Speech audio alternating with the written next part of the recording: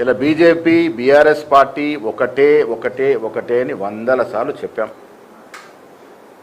ఇది వాస్తవం అని ఎలా బీజేపీలో బీఆర్ఎస్ పార్టీ యొక్క విలీనం గురించి, వారికి లోపాయకారి ఒప్పందాల గురించి ఇవాళ కవిత గారు చెప్తా ఉన్నారు. ఇలా బండి సంజయ్ గారు అధ్యక్షుడిగా ఉన్నప్పుడు ఒక ఓబీసీ నాయకుడని కూడా చూడకుండా ఆనాడు తొలగించిన తీరు మనకు తెలియనిదా? కేసీఆర్ కిషన్ రెడ్డి కలయిక వల్లే ఆనాడు బండి సంజయ్ని తొలగించారనే మాట వాస్తవం కాదా? మీ మైత్రి ఏమిటో మీ శాసనసభ్యుడు గోషామాల్ శాసనసభ్యుడు రాజాసింగ్ గారు చెప్తా ఉన్నారు. ఏ రకంగా బీజేపీ నాయకులు పెద్ద ముడుపులకు అమ్ముడు పోయారో ఆ విషయాలు చెప్తా ఉన్నారు. ఇలా పెద్దగా మాట్లాడుతూ ఎవరి కారు అటెన్షన్ కోసం పాకులాడుతున్న కిషన్ రెడ్డి గారు, కేంద్ర మంత్రి గారు, ఈటెల రాజేందర్ గారు, రఘునందన్ రావు గారు, అరే మీరు మా గురించి కాదయ్యా, మీ రాజాసింగ్ చెప్పే మాటలు, వారు అడిగే ప్రశ్నలకు జవాబు చెప్పండి. మొదలుగా సరే, రాజాసింగ్ చెప్తుంది వాస్తవమా కాదా తేల్చండి. మీలో ఎవరెవరికి పెద్ద ప్యాకేజీలు వచ్చాయి, ఎవరెవరు బీఆర్ఎస్తో కుమ్మక్కైనారు, ఇవన్నీ కూడా రాజాసింగ్ మాటలతో తేట తెల్లడం అవుతా ఉన్నది. ఒకవైపు కవిత మీ మీద సర్జికల్ స్ట్రైకులు చేస్తూ ఉంది. మీరు వాటికి జవాబు చెప్పకుండా, రాజాసింగ్ లేవనెత్తిన అంశాలకి జవాబు చెప్పకుండా రాహుల్ గాంధీ గురించి మాట్లాడుతూ ఉన్నారు. రాహుల్ గాంధీ దేశానికి దశ దిశ ఎంత దమ్ము ధైర్యం ఉంటే ఇలా కుల సర్వే చేయించగలిగినాము.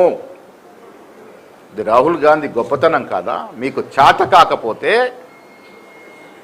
మాకు అధికారం లేకపోయినా ఒక ప్రతిపక్ష నాయకుడిగా ఇలా మా 3 రాష్ట్రాల్లో మేము కుల సర్వే చేసి చూపించినాం. ఇలా ఓబీసీలకు వెన్నుదన్నుగా ఉంటామని చెప్పడం జరిగింది. ఎస్సీ ఎస్టీ బీసీలను ఆదుకుంటామని చెప్పడం జరిగింది. అది నాయకుడి యొక్క లక్షణం. ఆ నాయకుడి గురించి మీరు విమర్శిస్తూ ఉన్నారు. నేను ఈటెల గారికి సూటిగా ప్రశ్నిస్తున్నా. కాళేశ్వరం మీద నోటీసులు వచ్చాయి. వారేమో ఇప్పుడు బీజేపీలో ఉన్నారు. నాకున్న సమాచారం నిన్నాక మొన్న షామేరుపేటలో ఒక ఫామ్ హౌస్లో హరీష్ రావుతో ఈటెల రాజేందర్ కలిసినారు. అక్కడ నుండి కేసీఆర్కి మాట్లాడినారు. నేను ఈటెల రాజేందర్ని అడుగుతా ఉన్నా, మీరు కాళేశ్వరంలో వాస్తవాలు చెప్పి మోడీ మనిషి, మోడీ పార్టీలో ఉన్నానని చెప్పుకుంటారా? లేక మీరు హరీష్ రావు కేసీఆర్ మాట్లాడుకున్న తీరు వల్ల కేసీఆర్కు లాభమయ్యే విధంగా మీ వాంగ్మూలం ఇచ్చి మీరు మోడీకి వ్యతిరేకమని చెప్పుకుంటారా? ఇది తేల్చాల్సిన అవసరం ఉంది ఈటెల గారు. మీరు మాకు పక్కా సమాచారం ఉంది. ఈటెల గారు, హరీష్ రావు గారు, కేసీఆర్ మాట్లాడుకొని కాళేశ్వరం విషయంలో అందరం కూడబట్టుకుని బయటపడాలి, అందరం ఒకటే చెప్పాలి అనే మాట మాట్లాడుకున్నట్టుగా అర్థమవుతా ఉంది. అసలు మీరు మోడీ పార్టీలో ఉన్నారా? లేక పేరుకు మోడీ పార్టీలో ఉండి మీ ధ్యానమంతా కేసీఆర్ పార్టీలో ఉందా? ఈ కాళేశ్వరం ముందు మీరు చెప్పబోయే వాంగ్మూలం, మీకు చెప్పబోయే భయాన మీద చేత తెల్లడం అవుతుందనే మాట కూడా చెప్తా ఉన్నాను. దొంగలు ఊర్లు మంచుకున్నట్టుగా 10 ఏళ్ళు దోశారు.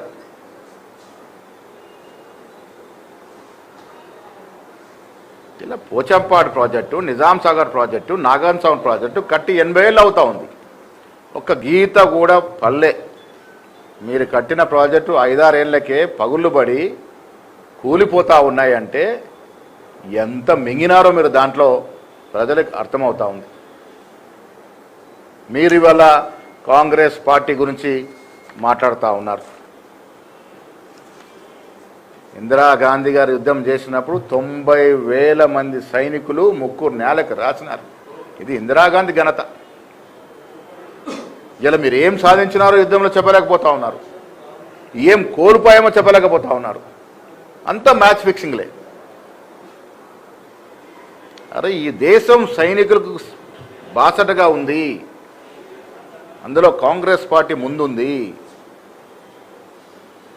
యుద్ధము జరగాలని, యుద్ధంలో గెలవాలని ప్రతి పౌరుడిలాగానే రాహుల్ గాంధీ కూడా కోరుకున్నాడు. ఏం జరిగింది తుదకి? ఆ వాస్తవాలు చెప్పాల్సిన పని లేదా మీకు? అది దాటవేసేందుకు ఒకరి మీద ఒకరు విమర్శలు చేసుకున్న సందర్భం. ఇలా కవిత గారి మాటలు, రాజాసింగ్ గారి మాటలు ఇవన్నీ జత చేసి చూస్తే బీఆర్ఎస్ పార్టీ బీజేపీలో విలీనానికి ఎంతో దూరంలో లేదు. ఇలా కవిత గారి మాటలకి, కవిత గారు వేసే ప్రశ్నలకి కేటీఆర్ కానీ కేసీఆర్ కానీ జవాబు చెప్పలేని పరిస్థితి. ఎందుకంటే ఆమె కొంత వాస్తవం, ఆమె మాట్లాడేదంటే కొంత వాస్తవం ఉందని అర్థమవుతా ఉంది. రాజాసింగ్ వాస్తవాన్ని ఓపెన్ చేసి చెప్పినాడు. కిషన్ రెడ్డి గారు, మీకు దమ్ముందా రాజాసింగ్ చేసిన ప్రశ్నలకు జవాబు చెప్పేది? ఫస్ట్ ఆ మాటలకు మీ శాసనసభ్యుడు, మీ పార్టీలో 15-20 ఏళ్ళుగా ఉన్న శాసనసభ్యుడు మీ మీద ప్రశ్నలు వేస్తా ఉన్నాడు. జవాబులు చెప్పండి. మొదలుగా రాహుల్ గాంధీ విమర్శించే ముందు వారి మాటలకు జవాబు చెప్పండి. ఇవి చెప్పకుండా ఇలా దేశానికి దశ దిశ రాహుల్ గాంధీ గారి మీద నోరు పారేసుకోవడం అనేది ప్రజలు మిమ్మల్ని సహించరు.